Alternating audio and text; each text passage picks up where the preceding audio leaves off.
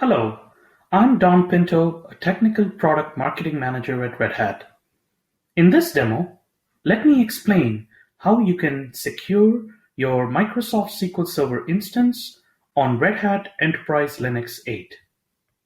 I have a terminal and I have SQL Server installed on this machine. So let's verify that SQL Server is indeed installed.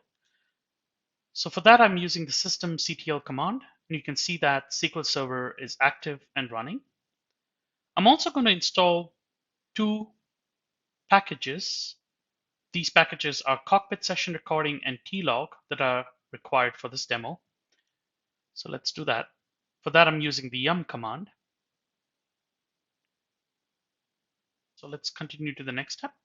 In this step, we're going to log in and navigate the web console. So let us pull up the web console here. I'm going to do this in another browser window.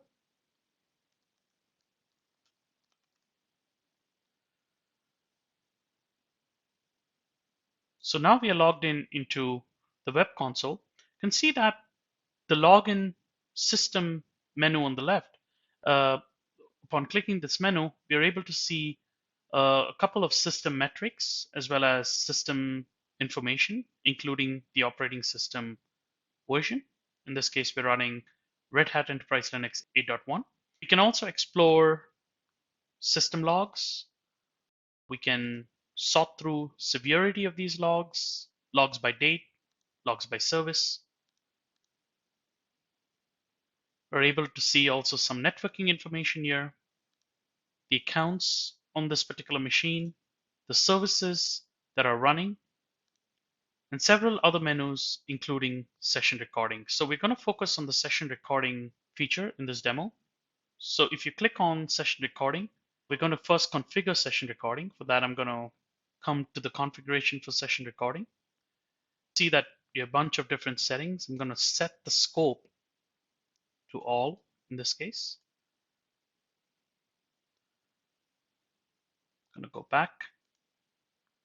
So we have no active recorded sessions. So let's go back to our demo terminal there.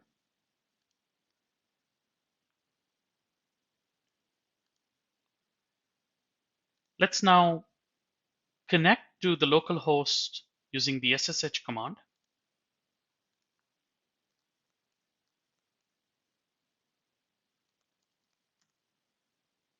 You can see that we have a message.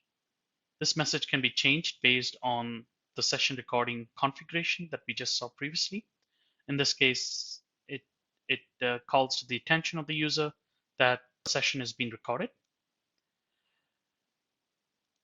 Now let's run some of the commands in this particular session. The ls command, who command, discrete command, yum to show the list of installed packages, and let's then exit from this particular SSH session. So the connection to the local host is closed. Let's go back into the session recording window, and you can see that we already have one session recorded here. You can hit the play button to kind of play back this particular session. See that that's the ls command, the who command, the discrete command, and then the yum command to list the installed packages.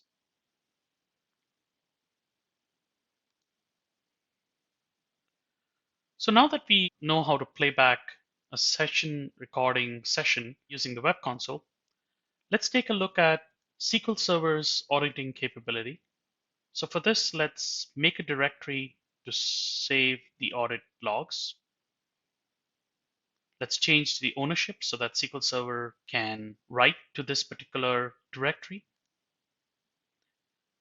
Let's connect to SQL Server. This is using the SQL CMD SQL shell command. So let's try to connect with the shell to SQL Server.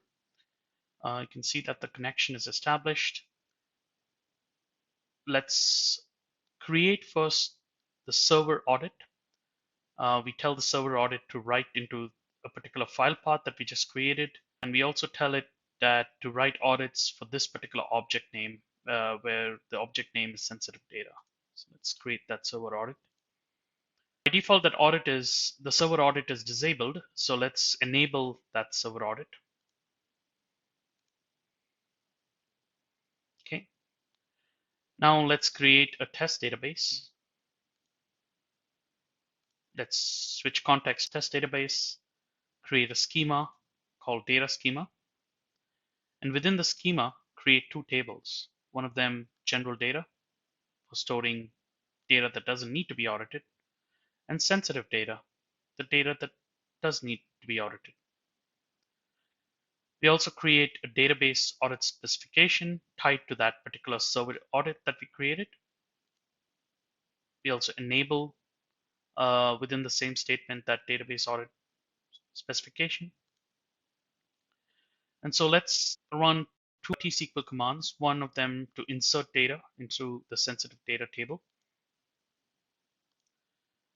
And also let's run a select statement to read all data from the sensitive data table. So we ran one insert statement and one select statement. Now let's check for audit logs. For that, we use the fn get audit file function. Give it the audit path that we created. This again is a T-SQL statement. And you'll be able to see here is that we have two rows. One of them, an audit record for the select, and an audit record for the insert.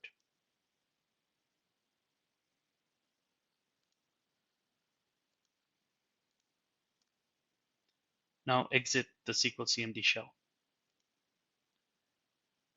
Now, in addition to the web console terminal session recording, you can also review the recorded session from the command line. And for this, we can use the tlog command as shown here.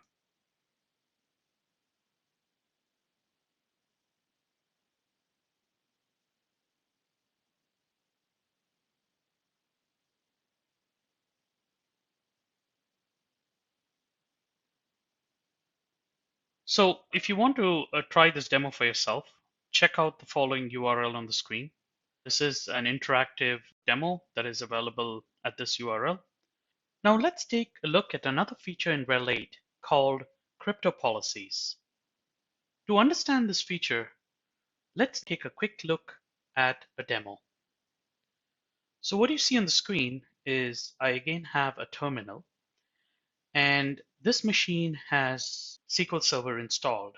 First, let's show the currently set cryptographic policy on this machine.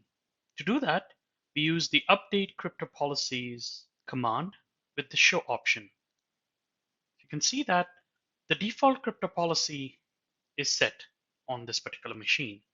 Let's also verify that SQL Server is installed. And for this, again, let's use the systemctl status command. You can see that SQL Server is installed, active, and running. Let's also connect to SQL Server, and in this case, query a SQL Server DMV or dynamic management view to ask SQL Server about our connection established to it. In this case, we are getting back the session ID and whether the connection is encrypted or not. As we can see, the connection was established and the session ID is 57. There is no encryption, hence the encryption option is set to false. Now imagine that the chief security officer sends out an email like this. The crux of this email requests the use of stronger cryptographic algorithm of at least 3072-bit public key length for the cipher. So one of the ways to comply with this new organizational policy is to set the cryptographic policy to future. So let's do that using the update crypto policies command. You can also verify that the new policy is applied by using the show option again. And see that the crypto policy has now changed from default to future. Let's restart the SQL Server service. To do that, using the systemctl restart command. And now let's try to reconnect. We can see that SQL Server reports a failure in the connection, citing that the certificate key is too weak. So now let's generate a new key for this particular SQL Server connection. To do that, let's make a directory under this path. Let's run OpenSSL to generate a 4096-bit RSA key.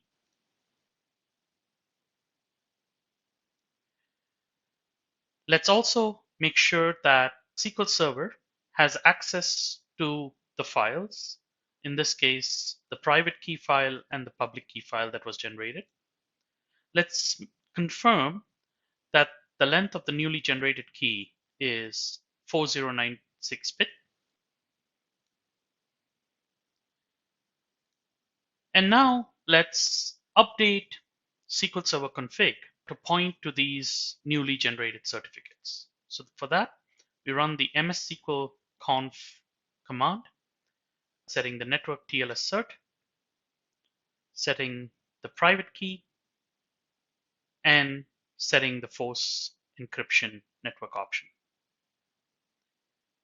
Let's now restart the SQL Server service, and let's reconnect to SQL Server, running the same query we did earlier, querying the session ID and the encryption option. You can see that the session ID is 51 and the encryption option is set to true.